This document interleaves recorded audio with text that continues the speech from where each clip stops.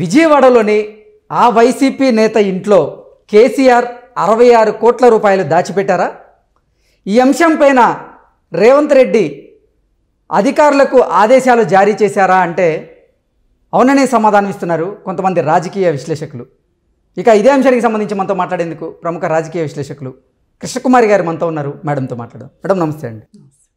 Madam, KCR ఆ YCP నేత ఇంట్లో 66 కోట్ల రూపాయలు దాచిపెట్టారని, దాన్ని బయటకు తీసుకురావాలని తెలంగాణ అధికారులకు తెలంగాణ ముఖ్యమంత్రి ఆదేశాలు జారీ చేశారంటూ కూడా ఒక వార్త ఇప్పుడు సోషల్ మీడియాలో చక్కర్లు కొడుతూ ఉంది. ఏంటి మేడం, ఆ వార్తలో వాస్తవం ఉందా అంటే ఏం చెప్తారు? వాస్తవం అయితే రేవంత్ రెడ్డి ఎందుకు మాట్లాడతాడు? నేను మధ్యాహ్నం చూసా వార్త, 10 గంటలు అయ్యి ఉంటుంది. ఏంటంటే రేవంత్ రెడ్డి మాట్లాడారు. ఇది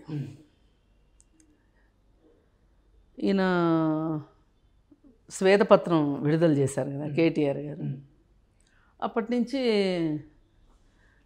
రేవంత్ రెడ్డి దగ్గర నుంచి ఏం చమక్కులు వస్తాయా అని చూస్తున్నాం. చెణుకులు ఏవో వస్తాయి కదా, ఏమి రాకుండా ఎందుకు ఉంటాయి? అదే చూస్తుంటే మంచి మంచి వదులుతున్నాడు. ఎందుకంటే చాలా డేటా పెట్టుకున్నాడు రేవంత్ రెడ్డి. వీళ్ళు అనుకున్నంత అమాయకుడైతే కాదు.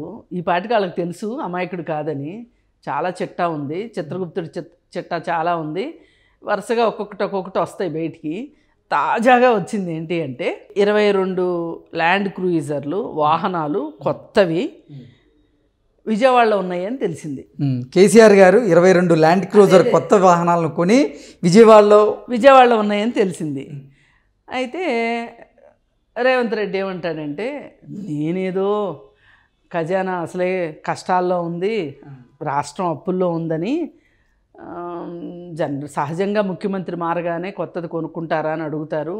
అవి ఏం వద్దు, పాత వాటన్నిటికీ నట్లు బొట్లు బిగిల్చి మరమ్మతులు చేయించి ఓవరాలింగ్ చేయించి ఇవ్వండి, సర్వీసింగ్ చేయించి పెట్టండి చాలు. నాకైతే అసలు నా వాహనమే నేను వాడుకుంటాను బుల్లెట్ ప్రూఫ్ చేయించుకొని అని చెప్పాడు. దీని ద్వారా ఒక 50 కోట్లు ఆదా చేద్దాం అనుకున్నాడు. ఎందుకంటే తన వెనకమాల వచ్చే వాహనాలకి అన్నిటికీ కొత్త కాన్వాయ్ మొత్తం చెయ్యాలి అంటే సీఎంది కాకుండా కాన్వాయ్కే 50 కోట్లు అవుతుంది. బుల్లెట్ ప్రూఫింగ్ చేయాలి. అయితే అసలు ఆ కాన్వాయేకే కొత్త వెహికల్స్ వద్దు, ఏమీ వద్దు అనేంత ఇదిగా అంత జాగ్రత్తగా, అంటే ఇప్పుడు కొత్త సంసారం అన్నప్పుడు చెంబుతే పాళ కూడబెట్టుకున్నట్లు ఆ విధంగా చేద్దామని అనుకున్నాడు. అనుకుంటే ఈలోపు ఎవరో ఒక ఆయన వచ్చి ఈ ప్రయత్నాల్లో ఉండగా ఒక అధికారి వచ్చి చెవులో చెప్పాయంట, సార్ 22 వాహనాలు విజయవాడలో ఉన్నాయి, దాచిపెట్టారు. కొత్త గవర్నమెంట్ ఫామ్ అవ్వగానే, అంటే మళ్ళీ 3వ సీఎం అవ్వగానే కేసీఆర్ ఆయన తాలూకా వాళ్ళ కోసం అని చెప్పి పెట్టున్నాయి సార్ అని చెప్పాడంట. అంటే వాటిని లెక్కేస్తే ఒక్కొక్క దానికి 3 కోట్లు అవుతుందంట, పైనే 3 కోట్లు పైనే. మరి ఎవరి స్వేదం ఇది? ఇప్పుడు వీళ్ళు శ్వేతపత్రాలు విడుదల చేశారు కదా, వాళ్ళేమో శ్వేతపత్రాలు రిలీజ్ చేశారు. శ్వేతపత్రాలు రిలీజ్ చేయడం వెనకమాల ఒక ఉద్దేశం ఉంది. అయితే ఆ ఉద్దేశం ఏంటి? అసలు ఇప్పుడు మనం ఎక్కడున్నాం, మన రాష్ట్రం స్థితిగతులు ఏంటి, మన ఖజానా పరిస్థితి ఏంటి, ఏ శాఖ ఏ స్థితి ఏంటి, పరిస్థితి ఏంటి, ఏ శాఖలో ఎంత అవకతవకలు జరిగాయి, ఎంత అవినీతి జరిగింది, ఎంత అప్పు ఉంది, ఎంత ఆస్తులు ఉన్నాయి. అది అవినీతి కన్నా కూడా ఆయన కాన్సన్ట్రేట్ చేసింది ఏంటంటే, అసలు ఏ శాఖకి అప్పులో ఉందా ఆదాయంలో ఉందా.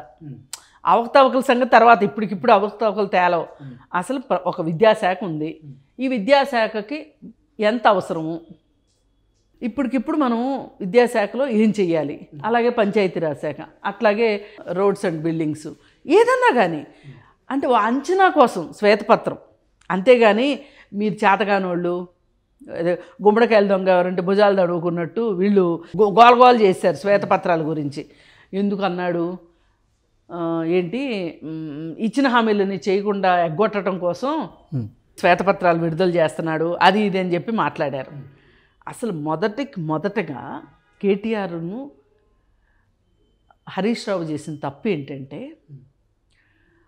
వాళ్ళు ఎవరైనా దాడి చేస్తుంటే ఎదురుదాడి చేయడం ఓ పద్ధతి, ఒక విధానం.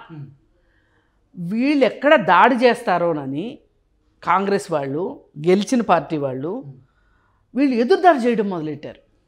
ఆ ఎదురుదాడి ఏంటి అంటే మీ 50 సంవత్సరాల నుంచి కాంగ్రెస్ అని మొదలెట్టారు. అదే వీళ్ళేమన్నారంటే, అదేందబ్బాయి ఎట్ట మాట్లాడతావు, ఇప్పుడు 10 ఏళ్ళ నుంచి మీరున్నారు, ఇప్పుడు మీకు 50 సంవత్సరాలు వెనక్కి వెళ్ళటం మీకు కంఫర్టబుల్, మీకు ఇష్టం కాబట్టి మీరు 50 ఏళ్ళు వెనక్కి వెళ్ళారు. ఇంకొక ఆయన అడిగితే నిజాం అంటాడు, అసలు ఇంకొకళ్ళు అంటే మౌర్యులు గుప్తులు కాలం అంటారు. ఇది ఎట్లా కుదురుతుంది? ఏదో ఒక కట్ ఆఫ్ పాయింట్ అనేది ఉండాలి కదా. ఈ కట్ ఆఫ్ పాయింట్ ఏంటి? 2014 తెలంగాణ వచ్చింది, మీకే అధికారం వచ్చింది, మీరే పగ్గాలు చేపట్టారు, అప్పటి నుంచి మీరు ఏం చేశారు చెప్పండి అని వీళ్ళు ఎక్కడ అడుగుతారోనని. అంటే ఏమంటారంటే ఉడతూపులు అంటారు వీటిని. ఊపుదామని చూశారు. మామూలు కాంగ్రెస్ వాళ్ళు ఊపితే ఊగుతారు లేదంటే కింద పడతారు అనే ఉద్దేశంతో మొదలెడితే అసలు మనోడే ఎక్కడ ఆగుతాడు? రేవంత్ రెడ్డి ఆగల. ఆక మొత్తం అప్పటికే తవ్వుతా ఉన్నాడు, తీస్తూ ఉన్నాడు, దగ్గర పెట్టుకుంటున్నాడు. ఇదంతా సరిపోనట్లు ఆ శ్వేతపత్రాలకి ప్రజల దగ్గర నుంచి చాలా ఆసక్తి మొదలైంది అనేది అర్థమైంది. అందుకని మనం పురాణాల్లో యుద్ధాల్లో చూస్తాం కదా, ఒకళ్ళు ఒక రకం బాణం వేస్తే ఇంకొకళ్ళు ఇంకొక రకం బాణం వేస్తారే, అట్లా శ్వేతపత్రాలు విడుదల చేశారు కేటీఆర్. ఏంటంటే మేము ఎంత కష్టపడ్డాం రేయింబగళ్ళు, అసలు ఎంత అంటే తార్ రోడ్లు వేస్తుంటే ఎండల్లో చెప్పులు లేకుండా నీళ్లు పోస్తారు చూడండి, ఆ టైప్లో చెప్పుకొచ్చాడు. స్వేదం, మా రక్తం, మా చెమట, మా మేధస్సు అన్నీ కలగలిపి మేము తెలంగాణను అభివృద్ధి చేసామని. అవునయ్యా చేసావు, మరి ఏం చేసావు చూపించాలి కదా. ఒక పాఠశాల కట్టావా, పల్లెటూర్లకు రోడ్లు వేసావా, సకాలంలో విత్తనాలు ఇచ్చావా, సకాలంలో ఎరువులు ఇచ్చావా, ఇవన్నీ అయిపోయిన తర్వాత పంట వచ్చాక పంట కొన్నావా? వరి వేయొద్దని నువ్వే చెప్తావు, నీ ఫామ్ హౌస్లో నువ్వు వరేసుకుంటావు. ఇప్పుడు వరి వేయొద్దు అంటే దానికి సమాయత్తం చేయడానికి ఒక 2-3 సంవత్సరాల నుంచి మొదలు పెట్టాలి. వ్యవసాయ అధికారులని రైతుల దగ్గరికి పంపించి ఈసారి పంట మార్చండి, పంట మార్పిడి విధానం మంచిది, ఇట్లా రకరకాలు చెప్పి సమాయత్తం చేయాలి. వీళ్ళు నార్లు పోసుకున్నాక నువ్వు నిద్రలేసి ఫామ్ హౌస్లో వరేయొద్దు, వరేస్తే నేను కొన్నాం, ఈ మాటలన్నీ ఉన్నాయి కదా. మీరు చేసింది ఇది ఇన్నాళ్ళలో 10 ఏళ్లలో మీరు స్వేదం చిందించాము, లేదు అనుకుంటే రక్తం చిందించాము అంటే కనిపించాలిగా. అవును. దీనికి కౌంటరు అసలు మీరు నిజంగా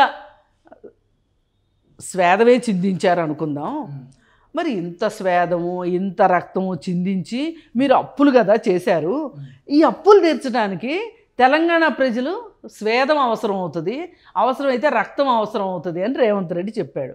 చెప్పిన తర్వాత ఇది దొరికింది, ఈ ఇన్ఫర్మేషన్ దొరికింది. అంటే కేసీఆర్ గారు 22 ల్యాండ్ క్రూజర్లను కొని విజయవాడలో ఒక నేత ఇంట్లో పెట్టారని, ఆ నేత వైఎస్ఆర్సీపీకి చెందినటువంటి ఒక నేత అని, మూడోసారి అధికారంలోకి వచ్చిన తర్వాత కాదమ్మా వైఎస్ఆర్ నేత ఇంట్లో పెట్టాల్సిన అవసరం ఏంటి? తాడేపల్లిలో పెడతాడు. ఓకే, ఇప్పుడు ఆయనకి జగన్మోహన్ రెడ్డి ఆయన అబ్బాయి, బాబాయ్ అబ్బాయి లాగా ఉంటాడు, బాబాయ్ అబ్బాయిలు కదా వాళ్ళు, అక్కడ దాచిపెట్టాడు, తప్పే ఉంది. తాడేపల్లి కోటలో భద్రంగా ఉన్నాయి, తాడేపల్లిలోనే ఉన్న ఆశ్చర్యం ఏముంది? ఇప్పుడు ఆ వాహనాలు ఎక్కడ కొన్నారన్నది కావాలి నాకు.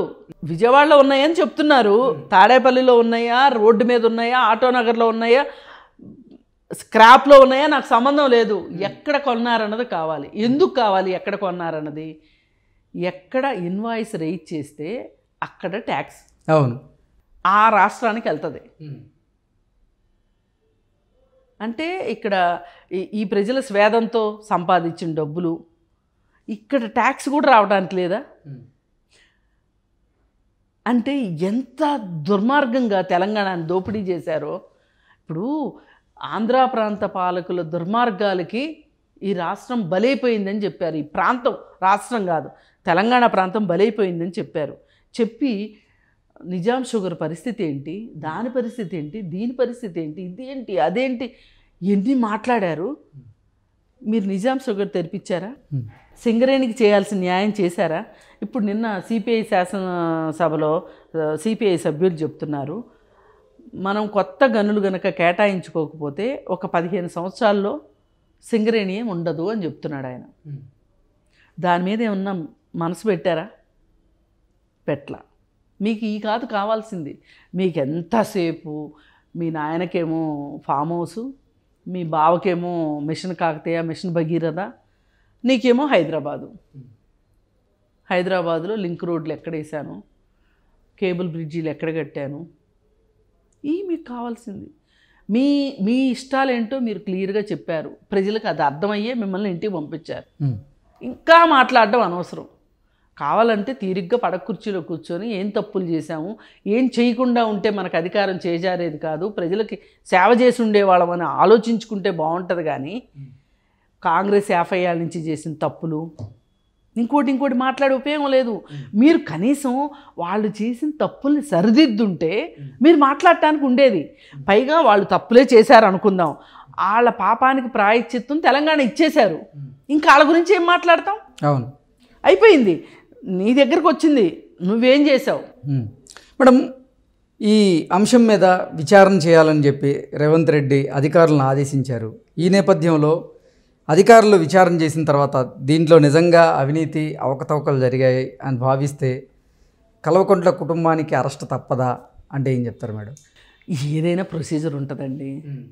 ఎంత అవునన్నా కాదన్నా కాంగ్రెస్ పార్టీ ప్రజాస్వామ్యానికి పెద్దపీట వేస్తుంది. ఇంతవరకైతే ఎవ్వరికీ సంశయం లేదు. అక్కడ జగన్మోహన్ రెడ్డి లాగా అరెస్ట్ చేసే రోజున 370 కోట్లు, అరెస్ట్ చేసిన తర్వాత 189 కోట్లు, అంతా అయిపోయిన తర్వాత 26 కోట్లు, అది కూడా పార్టీ ఫండు అని చెప్పి ప్లేట్ ఫిరాయించే పరిస్థితి అయితే కాంగ్రెస్ దగ్గర ఉండదు. వాళ్ళు ఏది చేసినా నిర్భయంగా నిజాయితీగా చేస్తారు. నిజాయితీగా ఈ విషయంలో స్కామ్ జరిగింది, లేదంటే ఈ స్కీమ్లో స్కామ్ ఉంది అని వాళ్ళు నిరూపించదలుచుకుంటే నిరూపించి దాని ప్రకారం ఓపెన్గానే చేస్తారు. కానీ వీళ్ళు చేసిన విషయాలకండి, వీళ్ళు సంపాదించుకున్న సంపాదనలకి వీళ్ళు మట్టుకు మూల్యం చెల్లించుకోక తప్పదు. ఎందుకంటే సాక్షాత్తు వీళ్ళందరికంటే అధికారం తక్కువ కవితకే ఉంది కదా. కేసీఆర్ కన్నా, కేటీఆర్ కన్నా, హరీష్ రావు కన్నా ఈమెకే కదా అధికారం తక్కువ ఉంది. అంత అధికారం తక్కువ ఉన్న ఆవిడ కూడా 20 లక్షల వాచి కొనుక్కోగలిగింది అంటే, పైగా నేను కష్టపడ్డా అండి కొనుక్కున్నా, ఏం కొనుక్కోవద్దా అని దబాయించి రుబాబుగా మాట్లాడింది కదా.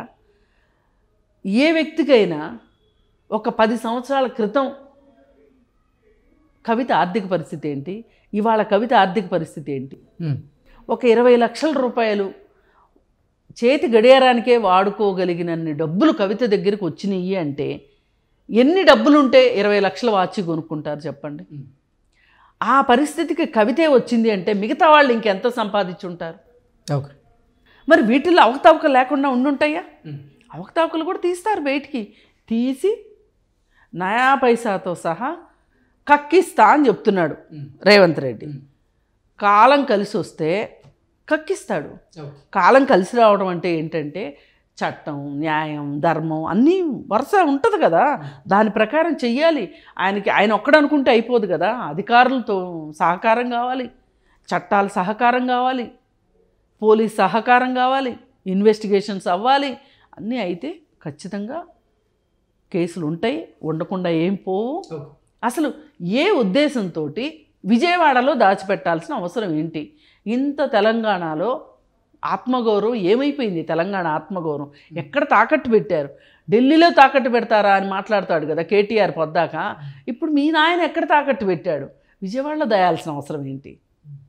ఇది ఇవాళన్న సమాజం ముందు, తెలంగాణ సమాజం ముందున్న అతిపెద్ద ప్రశ్న.